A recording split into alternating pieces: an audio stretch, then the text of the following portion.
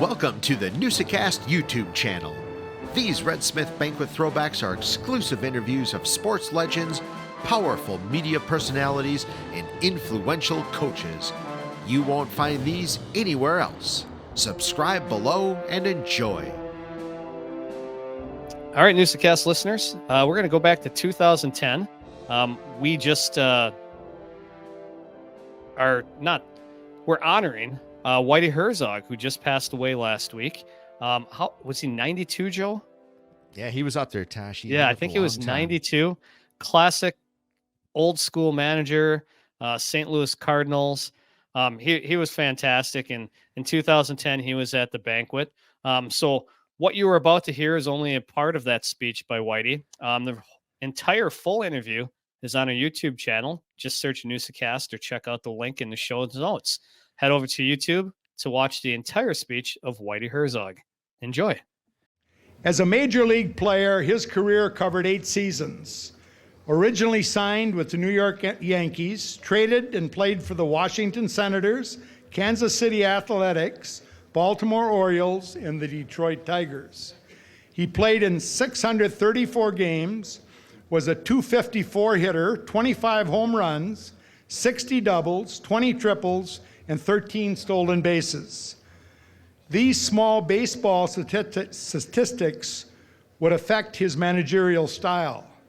He started his coaching career with the A's and New York Mets and started his managerial career with the Texas Rangers in 1973 and the California Angels in '74, before assuming the leadership position with the Kansas City Royals and St. Louis Cardinals. It is said Whitey Herzog's managerial style was profoundly influenced by Casey Stengel. Herzog's managerial style, called Whitey Ball, was based on a strategy of pitching, speed, and defense to win rather than the long ball. His lineup would consist of a power threat, a George Brett, leading off, have a Jack Clark batting third or fourth, with batters of lesser power sandwiched in between. This tactic kept payrolls low, and his teams could win in ballparks with deep fences and artificial turf. He liked patient hitters with high on-base percentages, such as Hal McRae and Ozzie Smith. In St. Louis, he had the luxury of managing some free-swinging, less patient but fast runners like Lonnie Smith and Willie McGee. While managing in Kansas City, he won 3 straight American League Western Division titles, and in St. Louis with the Cardinals, won the '82 World Series against our Milwaukee Brewers. Whitey Herzog led teams to 6 division championships, 3 pennants, winning championships and 1 World Series championship. On July 25th of this year, Whitey Herzog will be inducted into the Baseball Hall of Fame. I am very pleased to present the Red Smith 2010 Nice Guy Award to Hall of Famer Whitey Herzog. Can I have that?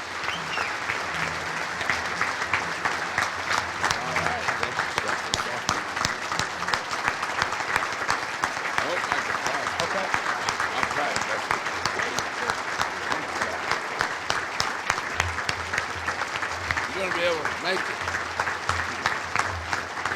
Thank you. I've had a tough week. We've had Cardinal Care for 3 days in St. Louis, and I was down there signing autographs and talking for 3 days. And then last night we also had, after we're signing autographs for 4 hours yesterday morning, we had the writers' dinner in St. Louis. And then the day I got up and the plane was 2.5 hours late, and I spent 3 hours in Lambert Field and 4 hours in O'Hara. So it's been a tough few days, and I'm getting hoarse, and I feel bad about that because I really do like to talk. And I think Jay and I are pretty good guys. I enjoy listening to him analyze basketball. People say they like to hear me talk about baseball. But on July 25th, I will be inducted to Hall of Fame. And when I first started playing baseball in 1949, I was 17 years old, 5'9", 150 pounds, and I signed with the Yankees. And all I wanted to be was a professional ball player. And after I got to be a professional ball player, then I wanted to be a big leaguer. And then when I got to be a big leaguer, I wanted to be pretty good. And I was the kind of ball player everybody wanted, and then when they got me, they didn't know what they'll do with me. But, you know, I've often said this, and I've got a lot of one-liners, but baseball has been very good to me since I quit trying to play it. And the reason for that is, and there's a few reasons, and you get elected to the Hall of Fame or an honor like I received is because I have worked for a lot of good people. And a lot of good people have worked for me. And I have managed a lot of good ball players. I've got 3 Hall of Famers, George Brett, Ozzie Smith, and Bruce Sutter. I might get a couple more before it's all done with.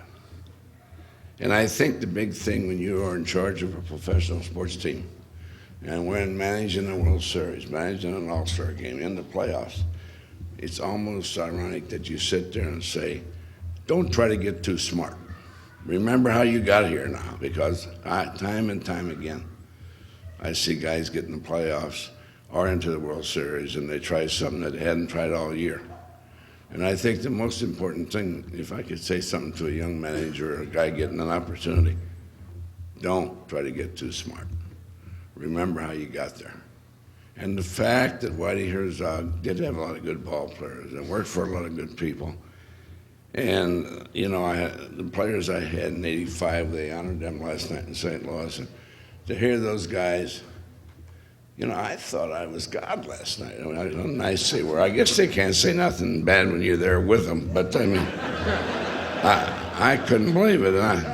But anyway, I want to tell you, I've heard about this dinner many years.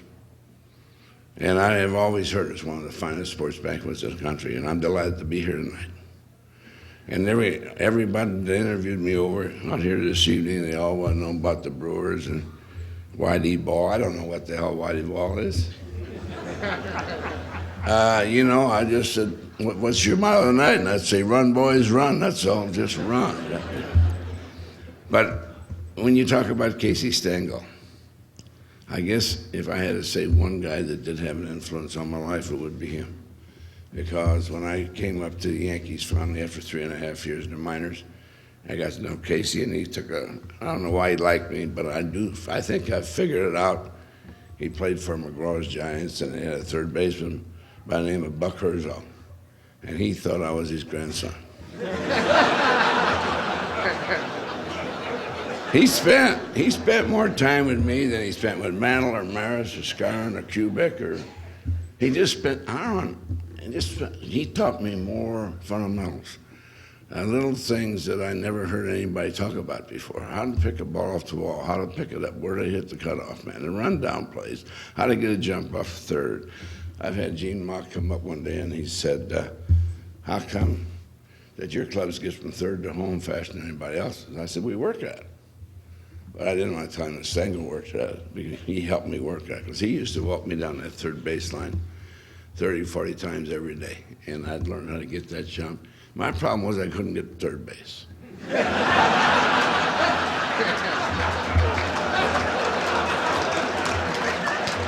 You know, so, you know, Casey told me 2 things. And for some reason, he knew I was going to manage in the big leagues. How he knew that, I don't know. But when he got fired by the Yankees, being 72, you know, he got up on the stage and he said, I'll never be 72 again. He was upset. But he came over to the Mets, and I was director of player development. I was running their minor league system. And Casey said to me, he said, I want to tell you 2 things. He said, you're going to manage the big leagues someday. And he said, hire the best people you can hire. He said, because you don't own the club or die on the job, you're going to get fired anyway, so don't worry about it. And the other thing that he told me that stuck with me was this, very good. He said, whenever somebody comes up and wants to interview you, ask them how much time they got. And they'd say 15 minutes. How many questions you want to ask? They'd say 3. He said, when he sticks that mic in your face, talk for 15 minutes, you only get in 1/3 of trouble. So I think that's pretty good advice for a young guy. When I look back at some of the things he's told me and how fortunate I've been along the way, and I'm really happy here tonight, but I have to tell a Yogi Berra story because he's a good friend of mine. He's coming into my dinner. He wants to come to the Hall of Fame, which he'll be there. Casey and I were coaches for the Mets in 1966, and this is a true story. You couldn't make this up. And I was coaching third, and he was coaching first. And I had all my kids in college, and my wife was back in Independence, Missouri, and wouldn't be able to join me till June. So Yogi knew I was there by myself, and him and Carm lived on Long Island. So anyway, he comes to me one morning. He said, "How about coming over to my house tonight and have dinner?" I said, "Okay, okay, Yog." He said, "Yeah." He said, "Corn wants to cook for us." So I went with him out to his house. And we got there about 5 o'clock, and no Corn, that's his wife's name, she wasn't there. So I had a martini. And Yogi always got a big glass of ice, put vodka in, and it took him 4 hours to drink it. Well, I drank about 3-4 martinis. I'm telling Yogi how to hit. I'm telling him how to catch. Here's one of the best ball players I ever seen. I'm telling him how to catch. What the hell I know about catching? But anyway, he fixed me another martini. About 6:30, here come Carm. And she said, Yogi said, "Carm," he said, "where in the hell you been?" She said, "Oh, Yogi, I went to see Dr. Zhivago." He said, "What the hell's wrong with you now?" So I'll give you one more because, I've been pretty lucky. I got to work for Gene Autry, one of the greatest guys I've ever met. I had a good relationship with Gussie Busch for 10 years. One of the reasons I never went back to management when I left the Cardinals because I knew I could never be happy.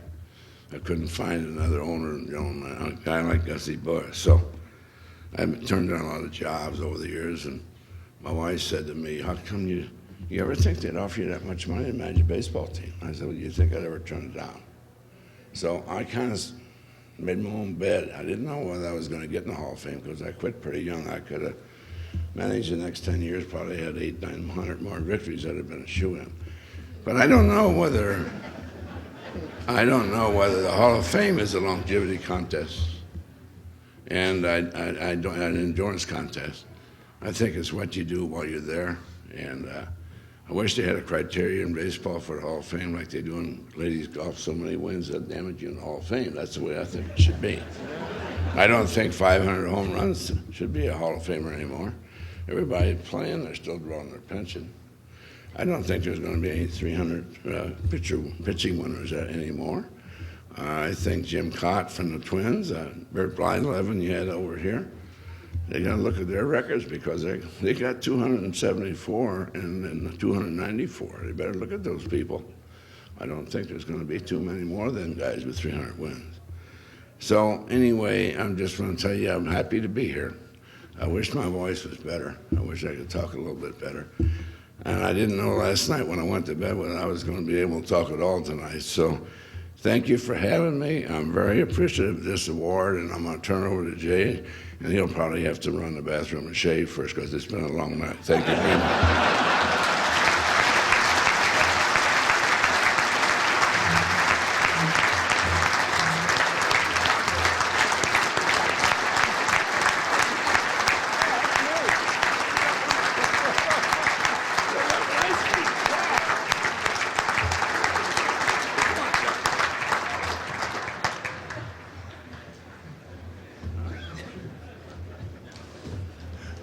Whitey looked at that trophy and said, "I can put ice cream in there."